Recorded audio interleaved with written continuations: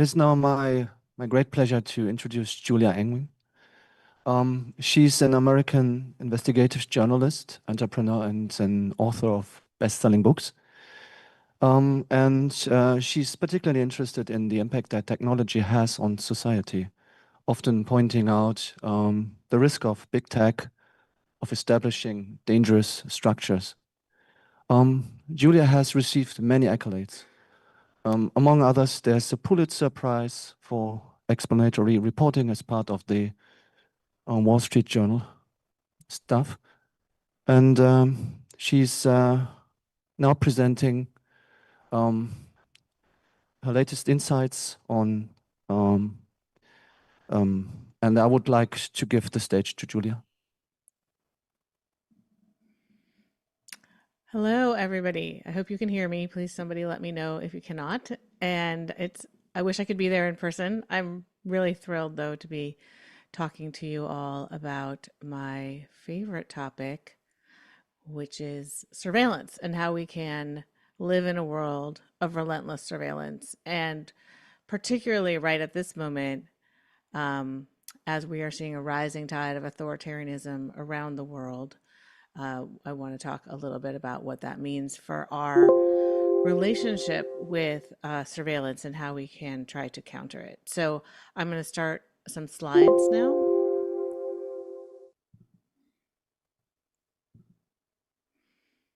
And I'm hoping that everybody can see these.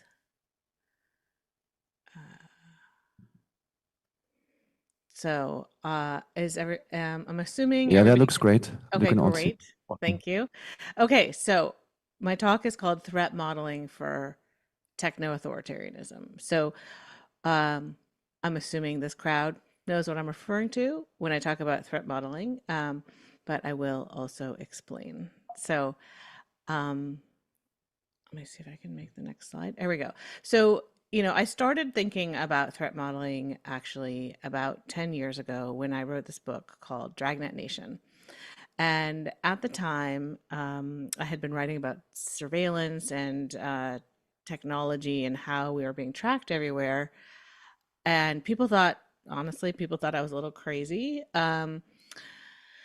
And I was really focused, honestly, on the rise a lot of the commercial surveillance, right? The Googles, the Facebooks, all the people who are tracking our behavior online. And at the same time, Snowden had just revealed how much NSA was tracking everyone around the world. And so basically in my book, I explored the question of whether there was a way to get out of the dragnet. And what I mean by that is not to avoid surveillance if you're actually committing a crime and the police are after you, but more to get out of the fact that everyone's just being tracked regardless of whether they've done anything that requires them to be surveilled. And that's not to say I disagree with the techniques of surveilling criminals, but I just wanted to start with the premise that we shouldn't be surveilled if there isn't a reason, because that's how it used to be back in the days before electronic dragnets. So, in the course of my book, I tried all sorts of techniques to avoid surveillance. And it was mostly, honestly, an exercise to try to show the reader that it was pretty impossible. But just for fun, some of you guys might be old hands and you might enjoy seeing some of the techniques that I was using back then because they're kind of adorable. I don't know if you all remember Text Secure, it was the predecessor to Signal. I was using something called a silent circle black phone, which some of you all might remember. Um, but anyways, I used all of these different types of techniques to try to avoid the dragnet. And at the end of the book, I basically had spent thousands of dollars and had and so I concluded that privacy was sort of like a luxury good, but actually it was a fake luxury good because I didn't even get privacy, right? Like in the reality is that the amount of data collection was sort of unavoidable if I wanted to participate in the modern world. So now, fast forward a decade, right?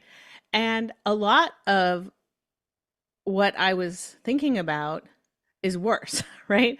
I was not envisioning what is called competitive authoritarianism, which is really the brand of authoritarianism that is arising around the world. So, for those of you not steeped in this, competitive authoritarianism is a word, a phrase, an idea developed by a Yale, maybe Harvard professor, Stephen Levitsky, who basically said that right now the way authoritarianism is playing out is it looks a little bit like democracy. There's elections, but the incumbent basically abuses his state power, sometimes her, but mostly his state power, to deny the opposition adequate resources, right? I mean, the kind of most incredible example of this is Putin, right? I mean, there are elections in Russia, but like, poisoning your opponents is like a pretty aggressive move for, denying the opposition any adequate resources. So, but we're seeing obviously this across the board. Right now, we're seeing this in the United States in a really kind of dramatic way, right? Where Trump came in on a platform promising revenge against his political enemies and has been trying to exact it, right? And he is not necessarily always being successful, but he is mounting significant legal and financial burdens onto his political enemies in a way that we have never seen before. And so this actually makes it even more difficult to think about what to do with our privacy and how to protect ourselves, particularly when you have Doge. So Doge, as you probably all know, is this sort of quasi agency, doesn't really actually have agency status, that Elon Musk set up and theoretically it was going to cut government waste. But as far as anyone can really tell, they haven't cut that much government waste, but they have assembled a huge amount of data. They've essentially gone in to different federal agencies, broken in and taken data, and they're assembling sort of a master database, the likes of which we've never seen, where all of the US government database, from your health records at the human services or the veterans records or your tax records, are all being sort of swept into this one big pile.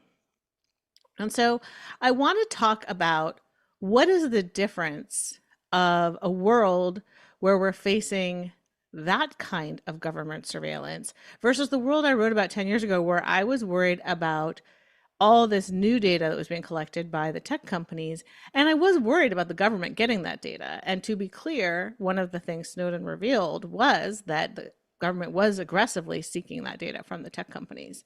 But we were not at that time in a world where the government itself was sweeping all of this data together into a massive database. So I just want to talk briefly about what is the difference between these types of data. So when you look at commercial data, it's very much, I would say, in the category of intent data. It's what are you reading? Who are your friends? What are you buying? It's about it. It's essentially like your behavior, and a lot of that is used to infer intent. Are you likely to read more books like this that we can sell you? Are you, because of your friends, maybe you're likely to read more books like they read? Um, it's not that it's not invasive, it's incredibly invasive. And this type of data has never been available before about so many people. But it is what I call soft data. It is squishy, right? They don't always know your name. Sometimes they do, sometimes they don't. But they don't know your income. There's a lot of things about you. They don't know exactly what car you drive. They guess based on what you're Googling.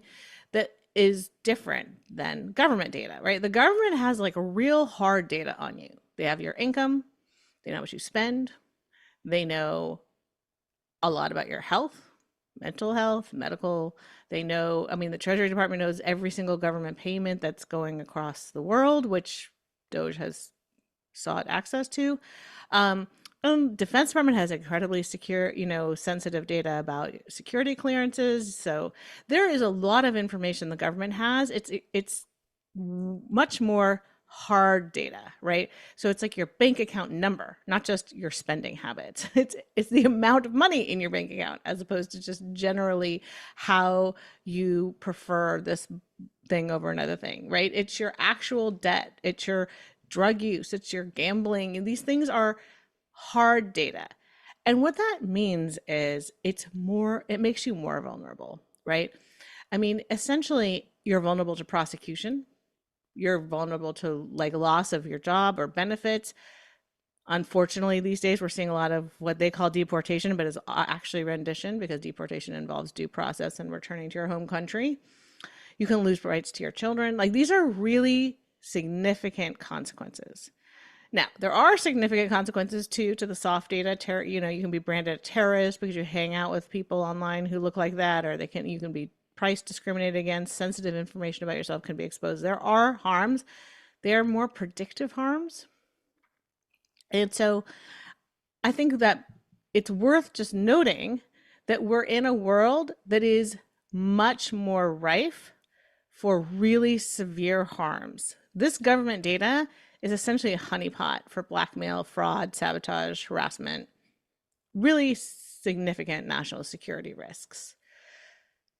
So, given all that, how bad is it? Essentially, what government data is at risk, right? Let's talk about that. And I am talking about the United States, so apologies. But I do believe that all of our pains and suffering will always seems to spread around the world. So hopefully this is helpful to you all too.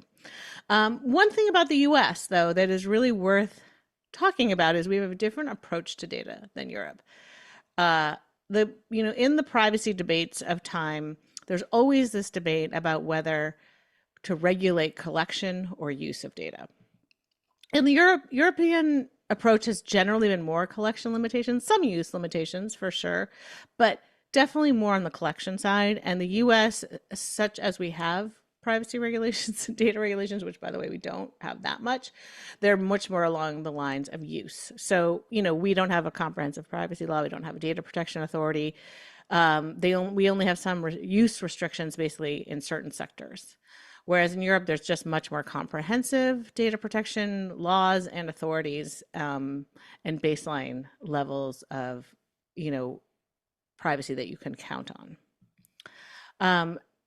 I want to talk a little bit about the history. So the US approach to privacy of federal government data goes back to sort of the Watergate era. So this is a front page of the 1968 New York Times. So you can see that there's still, this is like Vietnam is big, right? We're really in a time of turmoil in the United States. And the very bottom of the page, you can see there's this little story, data bank, peril or aid.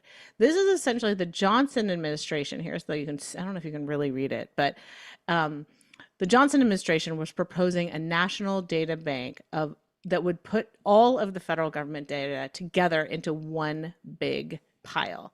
And I don't know if you can read it, but it's a pretty great lead. It says, do you drink heavily at home?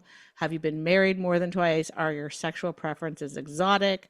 How are you and your wife getting along? All these questions are of interest to numerous government agencies, and the answers, or what purports to be the truth about millions of Americans in these intimate matters, are tucked away in official Washington dossiers. And this article really expressed sort of, and this is the second page, which I had to show you because I was just so delighted to find it in the archives, really was an example of the public outcry about this plan. And I just love this quote from Vance Packard, right, which is still true to this day, right? The possibility of redemption is likely to be incomprehensible to a computer. And that really speaks to, I think, the real peril of data collection in general, which is that it closes off the possibility, identifying people and categorizing them based on past behavior closes the opportunities for change and growth, right? So yeah, maybe we all did something bad in the past, but we're going to become better people. We're on a journey to every day is a new day. And the sort of centralization of all this data and the deterministic nature of it was so threatening that actually the public did rise up and say, no, we don't want this. And the US passed the Privacy Act of 1974. And it basically said, look, you can't put all this data together in one big pile. It said you can't, if the data was collected from one reason, you can't use it for another reason without basically giving some sort of public notice. So now this public notice is not awesome. It's a publish of a little notice in the Federal Register, which no one reads, but it does at least required notice, and it does give individuals the right to request their own data and to correct it if it's wrong. So essentially, this is the US approach to limiting government surveillance of its own citizens has been to silo the data. It's to put each agency has it, but they can't share it.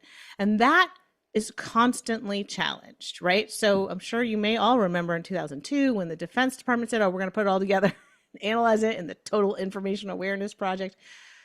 That was killed. The Senate was like, nope, everybody freaked out. That was right after 9/11. They were like, we're going to solve this by putting all the data together. No. The public said, no, we're not going to break those silos, right? But they have been chipped away at. In 2012, I wrote this story for the Wall Street Journal about the National Counterterrorism Center. They wanted access to all this data from the Department of Homeland Security. They wanted flight records. They wanted people hosting foreign exchange students, casino employees.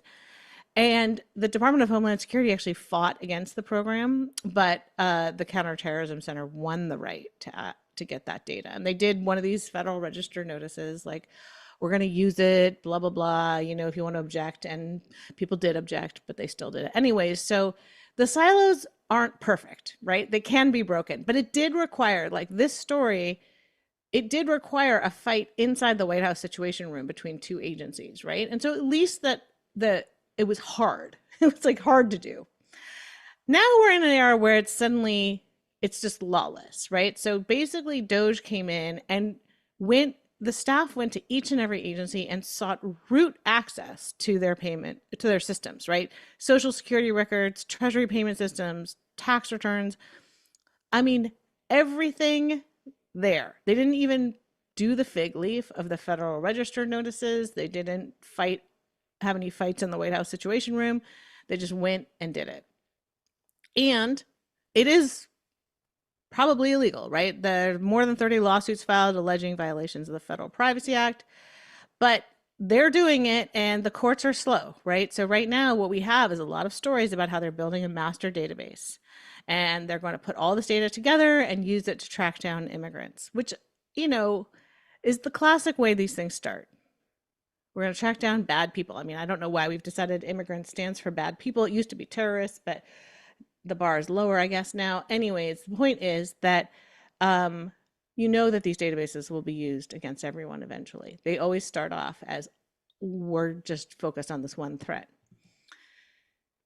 Now, there's some pretty terrifying reports out there that I don't know whether people have been following. So I just want to remind you of kind of some of the information that has come forward, right? There's a whistleblower has come to the Democrats in the Congressional Oversight Committee and said, DOJ engineers are seeking and getting full access to networks, databases across different agencies. They are loading that data onto individual laptops that they keep in backpacks full of laptops, each with access to different systems. I mean, this is a cybersecurity nightmare, to be honest. There's this whistleblower who you may or not have heard of, but you should, Daniel Barulis, very brave, came forward from the National Relations Board, Labor Relations Board. He basically said, he was in IT. He said they came in, they told him that the DOJ employees had to have accounts. There could be no logs or records of those accounts. They had to have unrestricted access to the systems to read, copy, alter data. And then when he noticed suspicious activity of data exfiltration, he was told not to create an official report to the Cybersecurity Administration. This is his chart that he showed of the data exfiltration as there was traffic leaving the NLRB system. And just to be clear, the NLRB is pretty sensitive data, right? These are labor relations disputes between employees and the companies they work for. It can often involve trade secrets and actual individual information about the employees and how they, like actual allegations with people's names. It is not data that anyone wants to see out there. But at the same time, there's been a legal breakdown of the silos. So even when there's technical breakdowns, right, where they're just going in and taking the data, also, some of these agencies are making deals. So the IRS, you know, the top officials actually resigned because they were being asked to sign a deal to give data from tax returns to the ICE border patrol. And they basically, there's one of the most sacred silos of federal government data is the tax return data. And many undocumented immigrants file taxes in order to prove that they're part of the society, building their track record to become legal migrants. And the idea that that would be then used against them to track them down is so shocking that the top officials at the IRS actually resigned in protest of this memo. But this memo was signed between the IRS and DHS saying they would give this information to the FBI or to ICE. So the silos are breaking down. The courts are trying to, but it takes months, right? There are more than 30 lawsuits against Doge. So far, there's been, I think, limits placed only in these two cases. There's many cases pending. Treasury, though, the Privacy Act doesn't really have a lot of penalties in it. It more has remediation. So essentially, once Doge promised to go through some training about what are the security protocols around accessing the data, they were given access to it after months of court battles.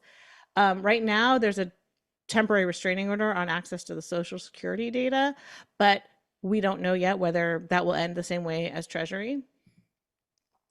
The Times did a list of 314 pieces of data that Doge may have, or actually most likely has, and this is the bare minimum of what they actually have.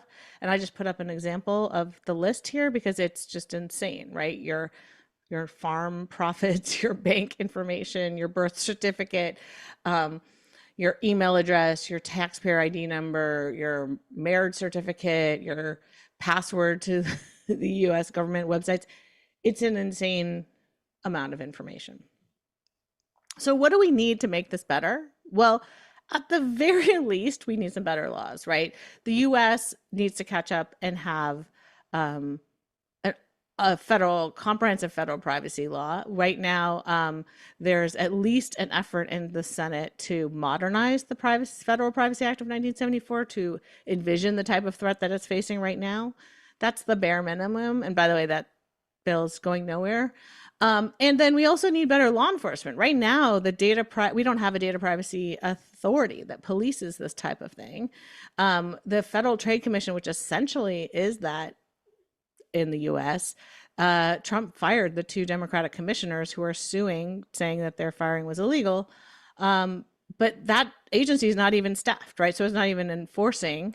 It's not being staffed in the sense it doesn't have the Democratic commissioners, so it's been crippled. And so we just need both better laws and better law enforcement.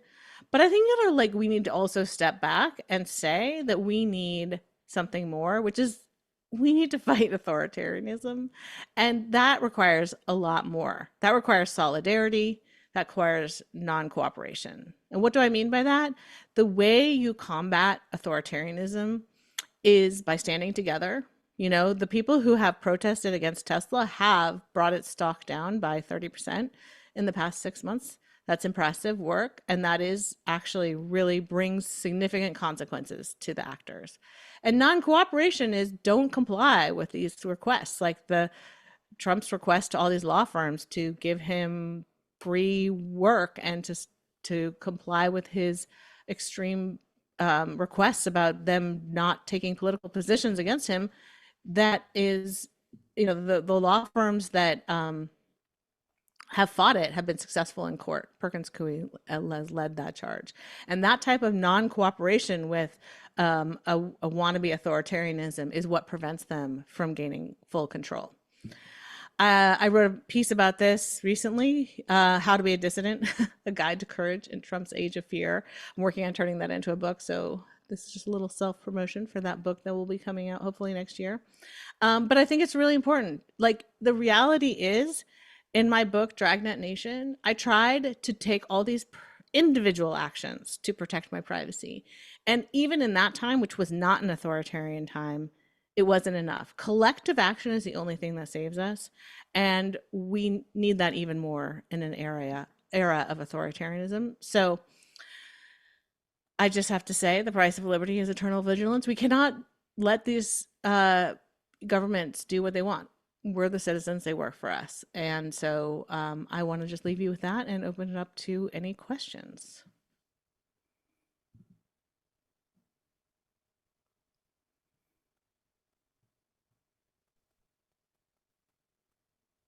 Thank you very much, Julia, for this great talk.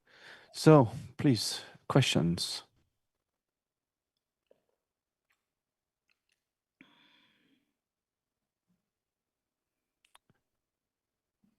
over there.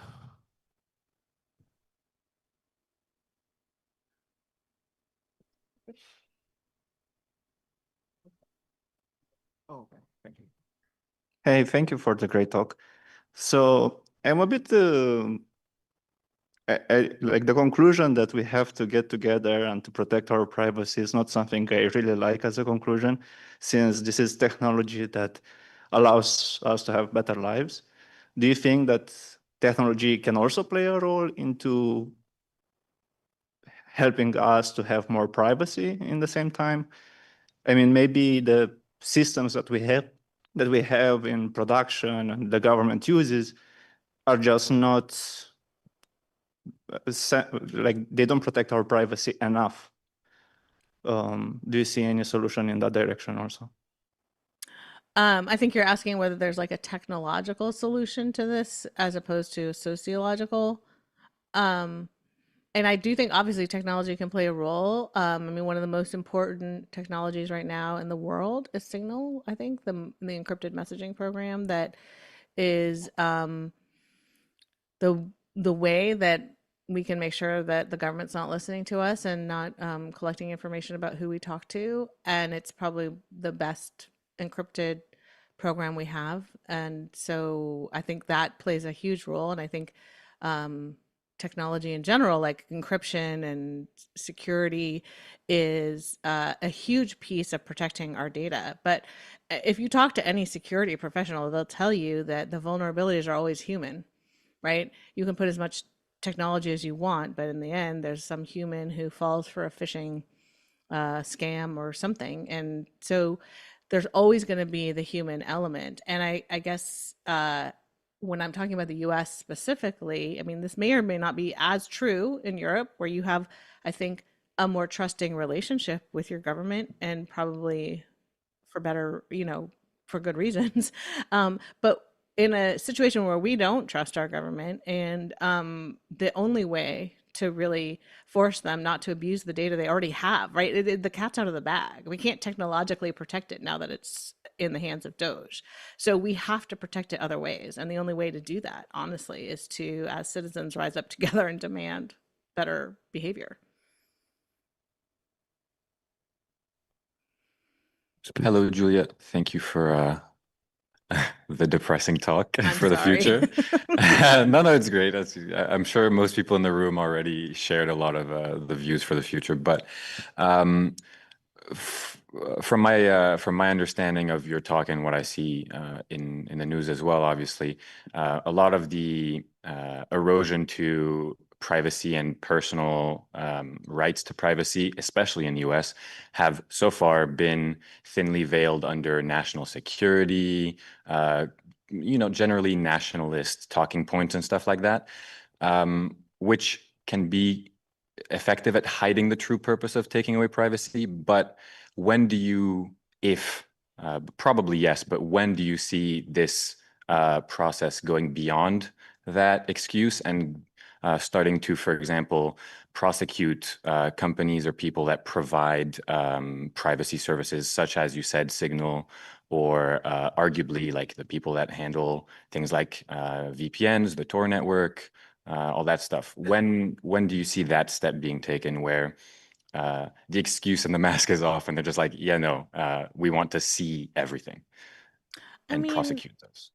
I have to say, I mean, despite the depressingness of my talk, I am a little bit of a like congenital optimist. And so I do see some hope in the fact that everyone in the Trump administration is using Signal and, mistakenly adding journalists to their Signal chats. But um, they're using this stuff too, right? And so I I also think that Doge is a massive cybersecurity risk. Like I just don't, it's not even a thought. Like this is a fact, right?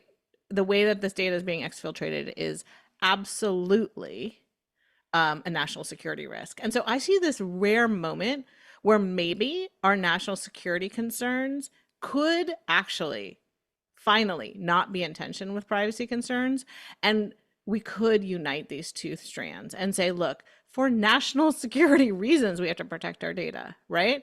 I think this is a particularly exciting opportunity now that Musk is out of the government and fighting with Donald Trump, as you may have all seen all day yesterday on social media. Maybe there's a moment where we can turn this around and say, this guy ran off with all this data. First of all, we need to get it back. And secondly, we need to protect it better. And so I realize that it's a naive and optimistic viewpoint, but I do want to believe that there's an opportunity here. That said, I think you're completely right that all of these providers of secure information, Proton, Tor, Signal, are, I'm sure, bracing for an attack. And I hope and pray that that doesn't come through and that there's people rally to defend them. But once again, I do think that the answer here is solidarity and not you. Legal battles can be won and lost, but the law generally follows the public, and the public has to demand that they want these things, you know? And so I do think that's one reason to use these services is to vote with your feet, like to show the support through that and also donate to them. You know? Hi, Julia. Nice to see you again. I have, I guess, two questions. The first is maybe too dark. I'll ask it next, actually. But the second question is, can you think of historical examples where things sort of head in the direction that they're heading and that it is resolved peacefully through civil disobedience rather than the American historical trend of civil war? And my second question is, what's your exit plan? Since you're obviously on the list of people that are worth rounding up because of the impactful work you do, and I'm a big fan, obviously. Thank you. And I'm just wondering, because it seems like, you know, outside, it looks like 1930s Germany in America. And I was born in America, and now I live in Germany. So I'm saying that with some reflection that you should really have an exit plan. But thanks for your talk. Great talk. Thank you.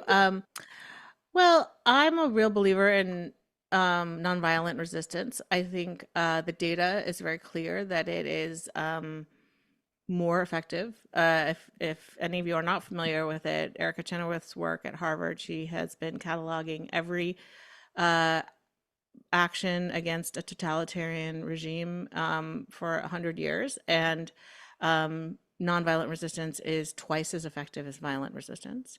And also, her data shows that if you have 3.5% of the population mobilized, you can be effective.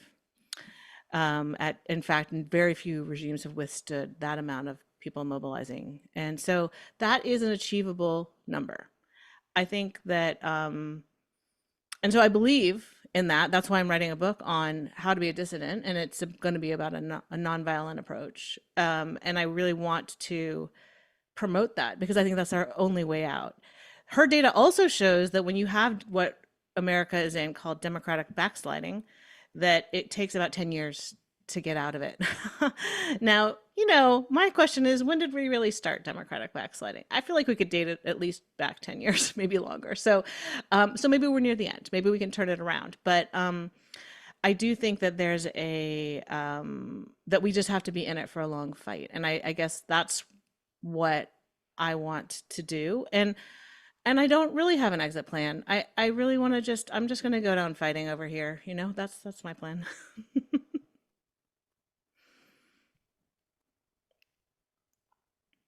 Another question? So then maybe I do have one question. Well, typically these developments go hand in hand with increasing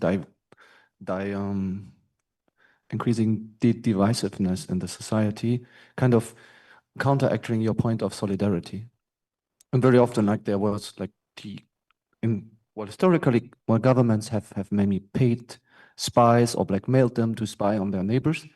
Now, this is seemingly still not present. But do you see like kind of any formal incentives for people to comply with the government So kind of to have maybe a point system as other countries or any advantages by complying what the government wants. I think I maybe need just like a one sentence more to understand the question. Yeah, should I repeat it or? Yeah, just sort of. Are you asking whether the government can give incentives for compliance, or if the government Yeah, can give like incentives for people to spy on each other, Yeah, kind of. So like or both? to create some divisiveness in the society, you could kind of like maybe in some way or the other pay people or give some advantages to people that comply with the absurd requirements that governments have. Do you see something on the horizon here as well? I mean, this is a very common tactic of authoritarian regimes, is to basically reward people who comply and to punish people who do not comply. And it's already happening, right? I mean, there's actually a law in Texas, right, where you can get a bounty payment if you turn in a woman who's trying to get an abortion. So I think there's similar things about helping with rounding up immigrants. So we are already in that world where the government is offering those things. And then, of course, at a larger level, right, Trump is being very clear about, what some people have called like the coin operated government, which is basically if you give him a plane, he'll be nice to you. And if you don't, he won't, right? I mean, that's the prosecution of the law firms, was essentially to get free work from them and to require them to not represent his enemies. And so we're already in that world. That is the authoritarian playbook that he is working by, and that's why non-cooperation is such an important part of nonviolent resistance, because we cannot comply. Because eventually, right, of course, it will be much more dire consequences, like you're going to prison if you don't comply. Right now, you can still fight in court, and so we have to take that opportunity while we have it. I'm sorry to say this is just a really dark conversation, but I'm trying to figure out a way to end it positively. But thanks anyway. I guess this is a genuine your genuine take, anyways. So, any other question? Last one, maybe. So I wanted to follow up and just clarify. I wasn't advocating violence. I wanted to denote the idea that the state is violent inherently in what it's doing. And there's a question in which they escalate that violence to the point that it's beyond, right? Many people are actually being taken away without due process, and they're not going to courts. Today, I watched a video of a woman being taken from a court in Seattle, armed men in masks, only one badge visible, but you couldn't tell the difference between this and any other kidnapping. And I'm not advocating for violence, although it is extremely effective. It's not effective against states usually in any case, and it's obviously often not moral. But will you be taking feedback from, say, hypothetical dissidents for your book? Are you interviewing people like Ed Snowden, for example? Is that the thing you'll be doing? Yeah, we're talking to dissidents around the world who have fought authoritarian regimes. And yeah, I mean, I'd love to talk to Ed. I've always wanted to talk to him. But I would, I guess I did interview him once. But yeah, that's the point of the book, is to take lessons from dissidents around the world who can tell us their learnings, and also to highlight the brave people in the United States who are already stepping up. I have been incredibly impressed by some of the really local actions. I'm sure you may have seen the video recently of San Diego neighbors driving ICE out of their neighborhood. These guys were dressed like for, a Fallujah invasion in tactical weapons and masks and huge guns, and a bunch of like moms and dads from the neighborhood just like forced them out by embarrassment, and filming them and singing and chanting at them. And so I want also to highlight what is happening here in the United States, because the media is not great at telling those stories, and those stories are really important because it shows people that it's achievable. We can do this. We have to do it together. And I understand your point about violence. The state is violent. The reason nonviolence works is it actually shows people how asymmetric that violence is, and makes them morally outraged and willing to join the side that's fighting against the unjustness of the violence. So I think we're aligned on that. Yeah, absolutely. Great talk. Thank you again. Thank you. So there's a last question, maybe if it's really brief then. Yes, hi. Thanks for your talk. I had two questions, but for the sake of time, I will ask the shorter one. I agree with you that I think the solution to this problem in general is going to be social and increasing solidarity. But I'm wondering what your view is from the US perspective regarding the mechanism for developing this solidarity. So just to give context, I mean, today in the Netherlands, there was a train strike, and well, like labor unions in the US barely have this kind of success level in their activity. So I'm just wondering, like, do you see this kind of solidarity coming from a labor angle or from some other angle, like maybe as a way to end on a positive note? Like, where do you see the solidarity coming from? Is the question. Yeah, I mean, I think you're right. We have some real disadvantages here with labor being hollowed out. Another huge disadvantage we have, by the way, is that our federal capital is not a state and so can easily be taken over by martial law. And there are a lot of people who expect that to happen, any day now. And so, and that is often, where real change happens is when a leader, this is happening in Serbia, it's happening in Turkey, right, where a leader has, the whole population at his doorstep in the capital is like sort of often the culmination of these types of protests against authoritarians.